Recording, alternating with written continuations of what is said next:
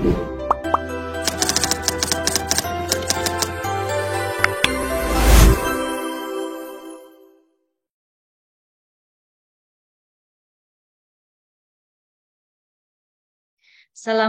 warahmatullahi wabarakatuh.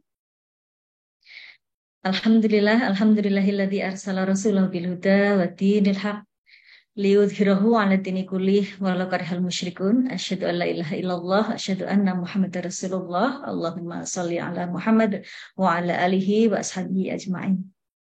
Ibu, Bapak sekalian yang berbahagia, sudah mencapai 98 orang ini. Izinkan saya share screen untuk materi kita pada pagi hari ini, pagi menjelang siang hari ini.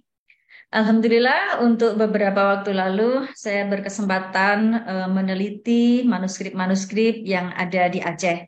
Ini sudah kita bukukan dan penerbitnya juga penerbit dari UIN Sunan Kalijaga, yaitu Sukapres ya.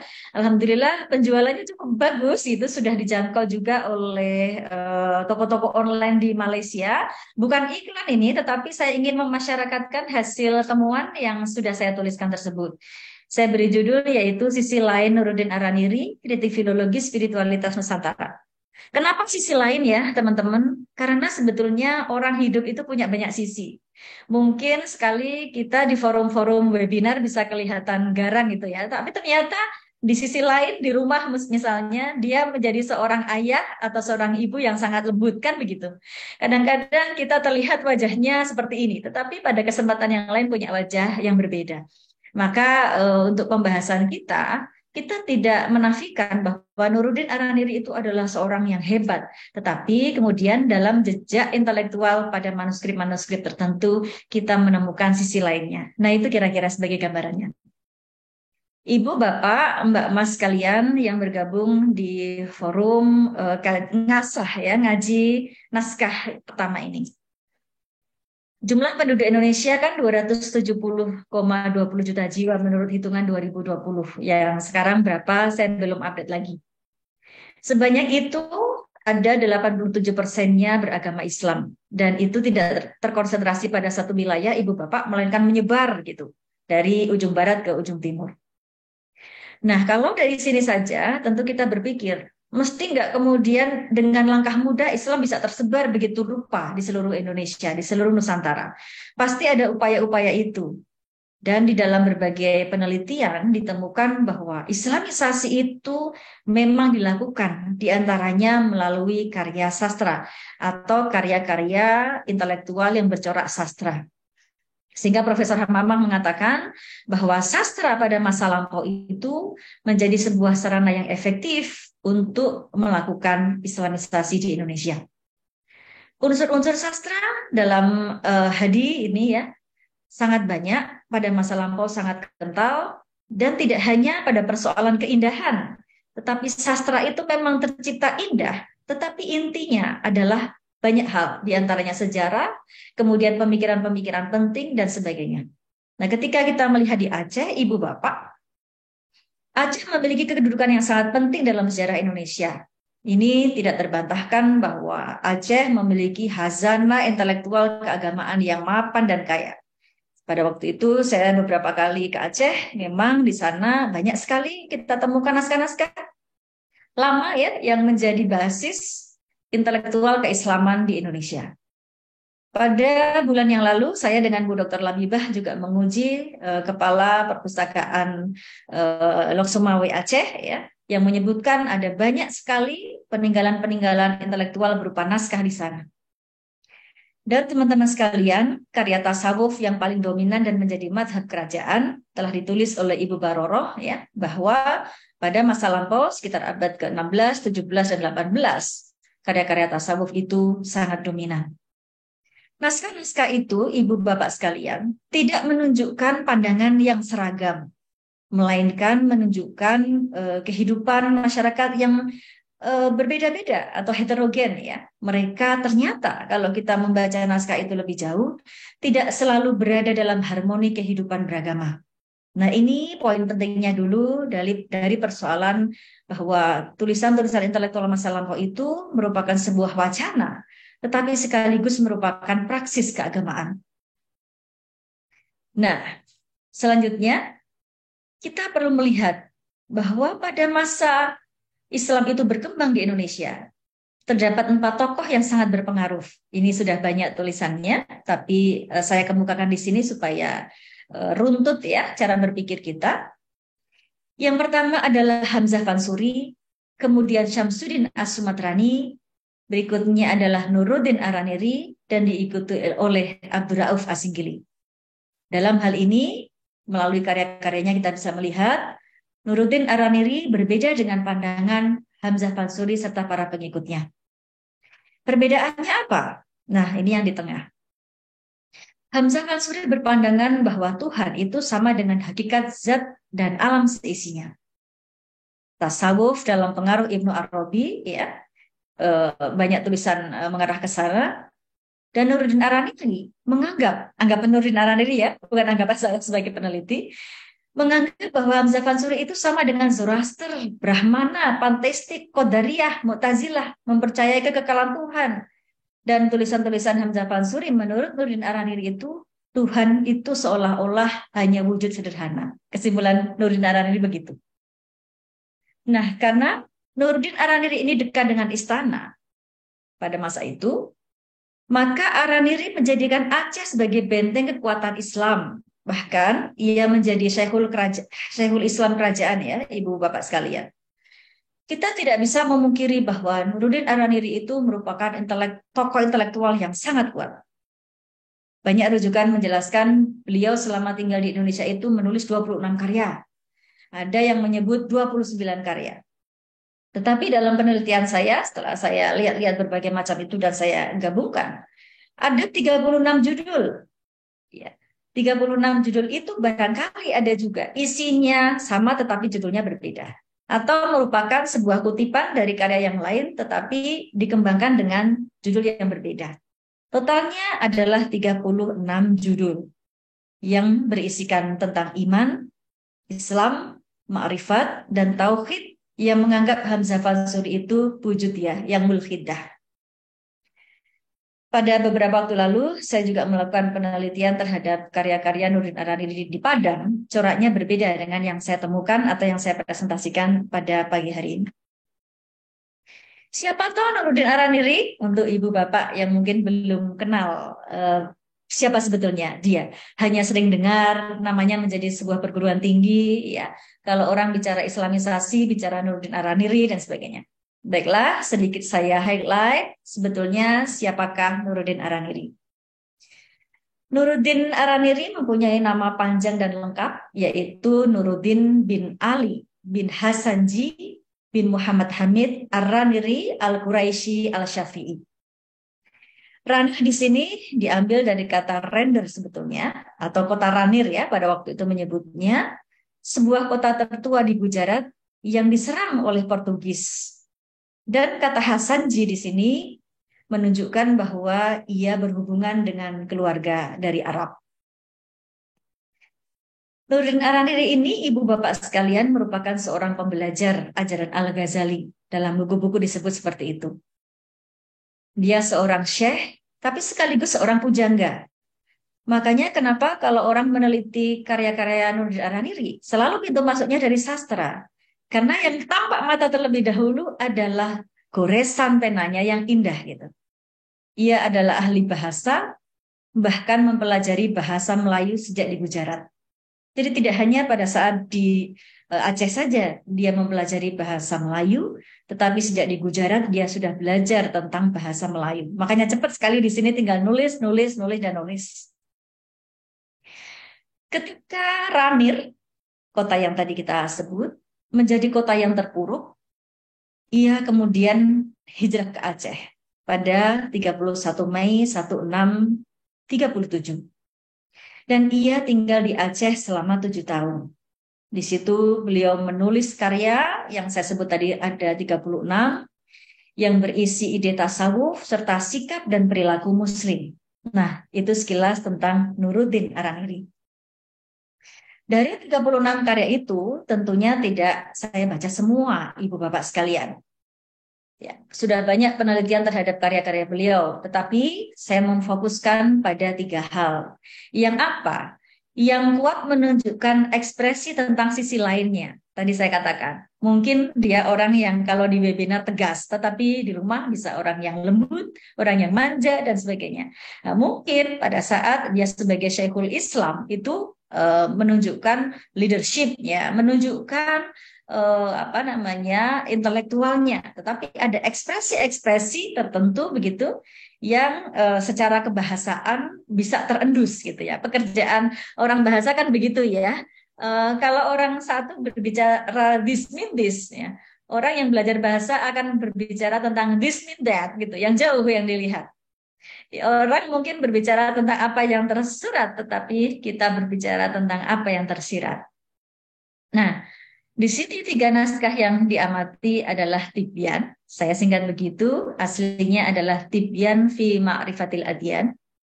Ada berbagai macam transliterasi yang sudah dilakukan ya, dan juga pemuatan ulang dari manuskrip itu dari koleksi yang terbaiknya ada di Leiden dengan kode OR 3291 yang saya peroleh di Fakultas Ilmu Budaya UGM. Ibu Teria Wasim, kemudian Prof. Sangidu sudah melakukan transliterasi, tetapi pada saat saya meneliti, saya transliterasi ulang. Dan saya menemukan ada sejumlah perbedaan pembacaan, ya, sehingga saya kemudian melanjutkan transliterasi ulang pada Hujatus Siddiq. Ternyata ada yang beda transliterasinya, sehingga pada Hujatus Siddiq, Litaf Izindik, saya ulang lagi. Walaupun sudah banyak pakar juga yang melakukan transliterasi terhadap naskah kedua. Hujatus Siddiq Litaf Izindik ini juga ada banyak yang sudah direproduksi dan juga dianalisis, tetapi yang saya pegangi adalah koleksi London Russ Maxwell ini yang tersimpan di Fakultas Ilmu Budaya UGM.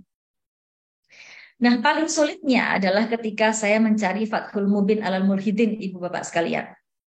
Saya bertanya kepada promotor saya waktu itu, Bu Hamamah, beliau mengatakan punya, tapi tidak tahu di mana ini. Dicari-cari tidak ketemu lama sekali. Akhirnya pergilah saya ke Aceh gitu ya. Di Museum Aceh katanya ada juga.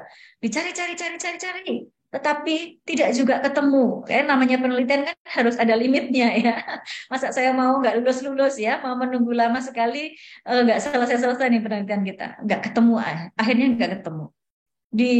Saya pergi ke mantan kepala Museum Aceh juga, dia bilang dulu ada dicari-cari tapi tidak ketemu. Saya datang ke tempat-tempat penyimpanan manuskrip di Aceh, tidak ketemu juga. Akhirnya saya menemukan itu sebagai koleksi Ali Hashmi ya, milik Ahmad Daudi dengan nomor 179 sekian-sekian. Inilah yang kemudian saya pegangi sebagai Fathul Mubin Alal Murhidin yang menjadi manuskrip ketiga untuk melihat sisi lain dari ekspresi Nuruddin Araniri. Apa saja sih gitu sambil mengawali kursus filologi pusat studi manuskrip ya. Kalau kita mau baca manuskrip itu apa saja sih aspek-aspek yang disentuh gitu. Pertama kita bisa melihat gitu pada aspek pernaskahannya, bahwa yang namanya manuskrip itu kan hadir dari masa lampau. Maka eksistensinya dan seluk-beluk naskahnya harus kita lihat terlebih dahulu. Harus kita ceritakan nih, ada di manakah tempat penyimpanannya? Di manakah bisa dibacanya? Kondisi naskahnya bagaimana gitu. Kemudian yang kedua adalah aspek kesastraannya, karena bahasa masa lampau itu indah. Sehingga barangkali dia mau bicara, saya sering mencontohkan di kelas, saya kalau pulang ke rumah tidak bertanya pada anak saya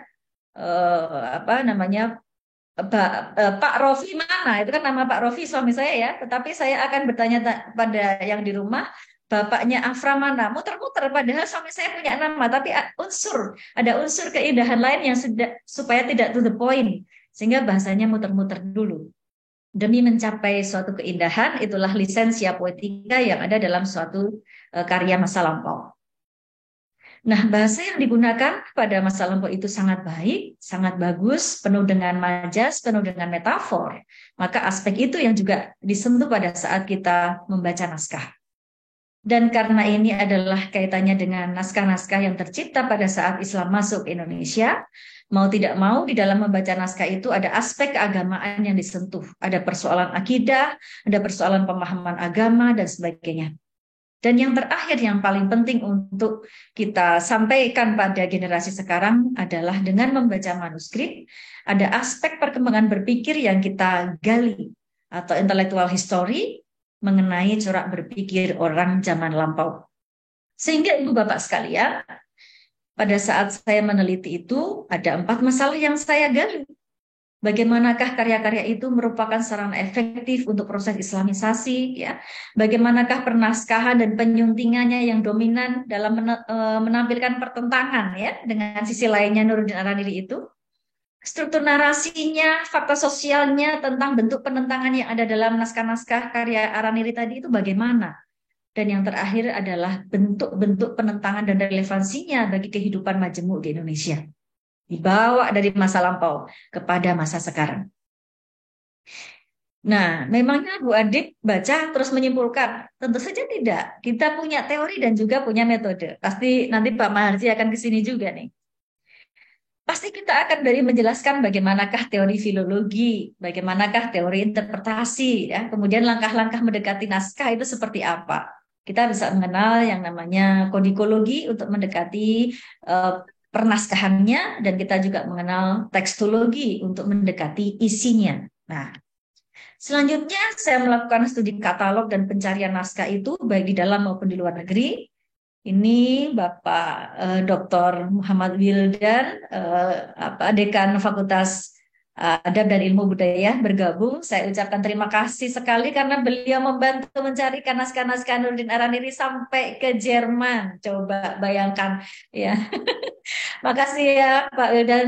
Semoga kebaikannya memudahkan untuk segera mencapai profesor yang tidak lama lagi. Ini sudah di depan mata ini Pak Wildan, ya. Amin, amin. Nah, beliau sekarang Pusat Studi Manuskrip juga merupakan ketua divisi kerjasama, teman-teman, ya. Nanti bisa channel-channel beliau di luar negeri yang banyak itu bisa kita bawa ke Pusat Studi Manuskrip untuk dikembangkan gitu. Kemudian yang ketiga adalah membaca salinan yang telah diperoleh dengan mendeskripsikan naskah. Lalu saya membandingkan, ya, mana yang terbaik, yang unggul, dan baru kemudian saya melakukan penyuntingan. Nah, ketika telah melakukan penyuntingan, kepala saya nyut, nyut, nyut, nyut, nyut, karena kemudian di sini saya menggunakan hermeneutika, ya. Ada yang namanya pre-understanding, ada tahapan eksplanasi tahap 1 itu kebahasaan, ada tahapan eksplanasi kedua yaitu mengungkap struktur narasinya dan fakta sosial yang ada dalam teks itu, dan terakhir sebagai sebuah kesimpulan dibimbing juga oleh dipandu oleh hermeneutika itu adanya understanding yang di situ merupakan comprehension atau validasi dari teks-teks, ya, ekspresi sisi lain dari Nuruddin Araniri yang tadi sudah saya temukan pada saat penyuntingan. Nah, sekarang setelah saya bergulat dengan hasil suntingan itu, inilah hasilnya, ya, untuk kita nanti diskusi saja banyaknya. Secara secara pandangan bahwa karya Nuruddin Araniri ini sarana efektif untuk Islamisasi, kita bisa melihat bahwa Araniri itu sangat-sangat produktif, ya. Ada 36 karyanya yang terdiri atas 27 karya tasawuf dan 9 karya tentang sikap dan perilaku. Wow, banyak sekali. Dari 36, 27. Makanya saya cukup pede gitu ketika Pak Maharsi mengatakan temanya tasawuf yuk yang pertama gitu. Oh ya, baik. Nah, ini yang Nuruddin Araniri 27-nya itu adalah karya tasawuf. Berarti cocok nih dengan penelitiannya Pak Maharsi nanti. Tapi dijawab Pak Maharsi, ya. Dan dari pembacaan kebahasaan itu, saya lihat bahwa banyaknya jumlah karya itu menunjukkan Nuruddin Araniri ini mahir dalam menggunakan bahasa Arab dan bahasa Melayu. Jadi Arabnya ada, Melayunya ada, begitu. Dan dari kedalaman pembahasannya, kita bisa mengatakan bahwa beliau ini karyanya itu wawasannya luas dan referensinya juga banyak. Sehingga kalau beliau dikenal sebagai ulama yang merupakan Syekhul Islam dan ia merupakan intelektual berpengaruh pada masanya, ya memang iya begitu. Dan tulisannya mengenai tasawuf ini lebih banyak disebut sebagai wujudiyah muwahidah. Kalau beliau mengatakan yang Hamzah Mansuri dan pengikutnya itu tadi adalah wujudiyah mulhidah. Dan sebagai seorang pengarang, Araniri sangat keren, yaitu beliau mempunyai kesatuan ide, terdapat fenomena saling sebut ya antara karya. Kalau beliau menulis di sana itu gini, beliau nulis lagi menyebut karya yang lainnya. Jadi saling sebut antar karya itu sangat biasa di dalam karya Araniri. Ya, sehingga ini membuat kita sebagai peneliti yakin bahwa idenya itu satu gitu sebetulnya.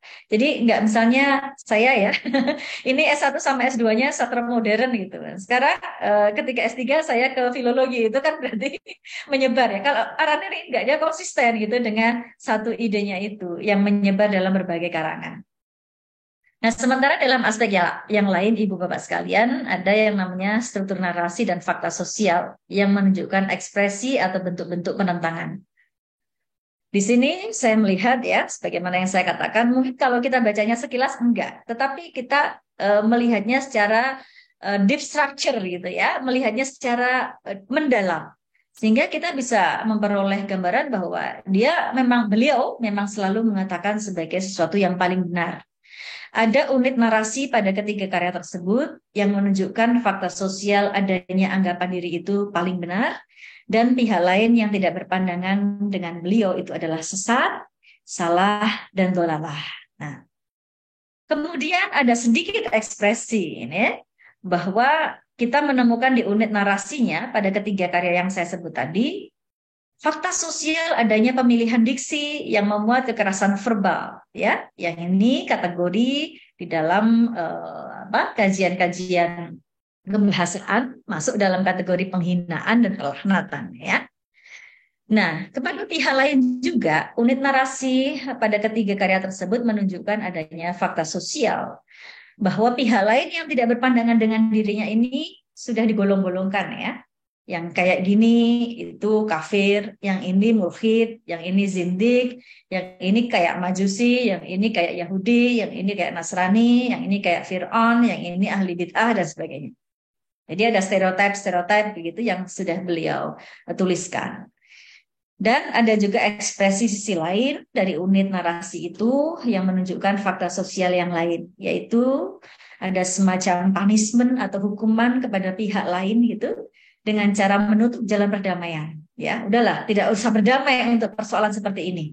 Lalu ada ekspresi-ekspresi beliau melakukan pengadilan atau mengadili pihak lain dan menjatuhkan hukuman, bahkan di dalam Fathul Mubin alal Mulhidin. Ini saya banyak dikejar oleh para peneliti, Bu, transliterasinya Fathul Mubin alal Mulhidin dong, gitu, segera diterbitkan, gitu.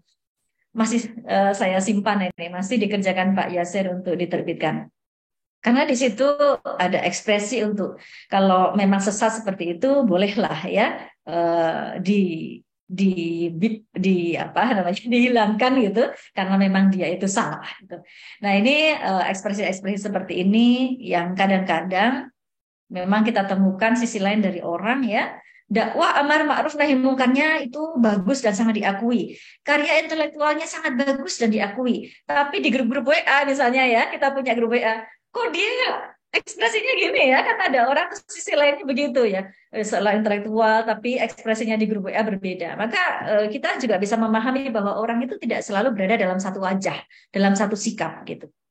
Dan yang terakhir untuk slide ini adalah bahwa karya Nuruddin Araniri itu apabila kita maknai di depan teks ya, karena saya menggunakan teori Paul Ricoeur bahwa makna itu tidak di balik teks, makna juga tidak di dalam teks, tapi makna itu di depan teks. Kita yang memaknai bahwa di situ ternyata dengan cara pandang makna di depan teks ada ekspresi intoleransi terhadap pandangan yang lain.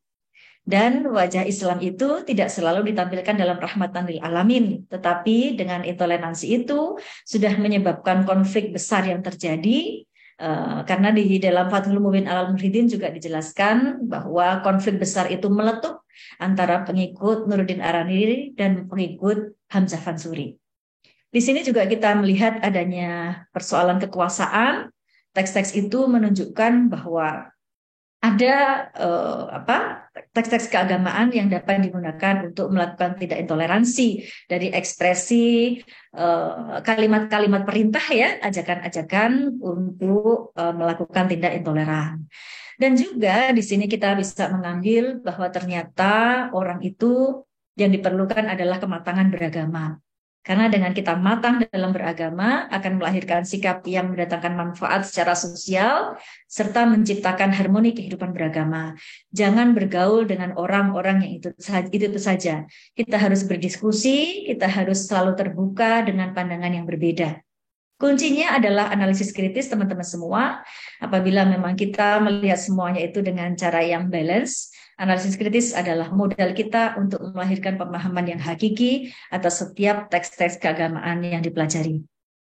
Maka tulisan saya ini adalah mengajak menyelami narasi-narasi, ya, kemudian yang memuat pernyataan strange, aneh, other atau lain, outsider, kurang layak ya.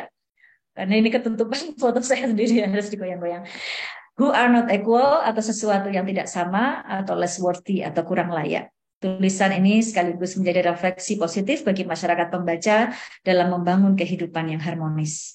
Ada banyak hal yang dapat kita pelajari, membawa perbedaan-perbedaan pandangan masa lampau di abad 17, 18 itu ke dalam kehidupan sekarang. Kita adalah masyarakat yang majemuk, mari kita hargai perbedaan pandangan di antara kita. Itu saja dulu.